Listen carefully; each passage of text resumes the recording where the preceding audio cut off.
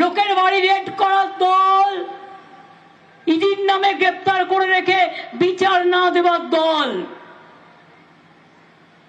কিছুক্ষণ আগে আমাকে গৌতম বলছিল যে আমাদের সালেমানকেও আগের বছর রামনবমীর কোনো একটা ঘটনা ঘটেছে, ব্যাস এনআইএ চলে গেছে।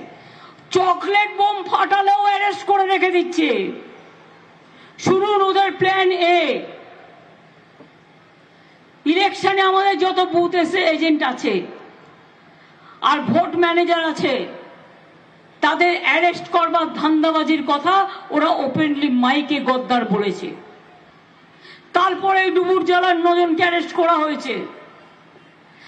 আজকে ভোরবেলায় মধ্যরাতে হঠাৎ পুলিশ নিয়ে ঢুকে, আমাদের পুলিশ নয় বিজেপির পুলিশ নিয়ে ঢুকে এনআইএর নাম করে, মহিলারা জিজ্ঞেস করেছে এত রাতে মধ্যরাতে কেন তোমরা লোকাল পুলিশকে জানিয়েছো?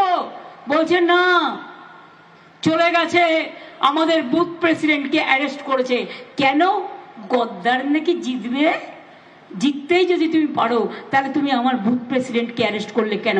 জবাব চাই গদ্দার, লজ্জা, ছি ছি, ধিক্কার। নিজের এলাকায় নিজে জিততে পারবে না বলে তৃণমূলকে অ্যারেস্ট করা, কত ক্ষমতা আমরাও দেখব। আমরা তো চাই নিরপেক্ষ ইলেকশন কমিশন, কিন্তু এখন এটা হয়ে গেছে। আমি না বললেও আপনারা বুঝতে পারছেন বিজেপি যা বলছে কাল তাই হচ্ছে, বিজেপি যা বলছে পরশু তাই হচ্ছে। আর এখানে আমাদের লড়াইটা বিজেপির বিরুদ্ধে ডাইরেক্ট।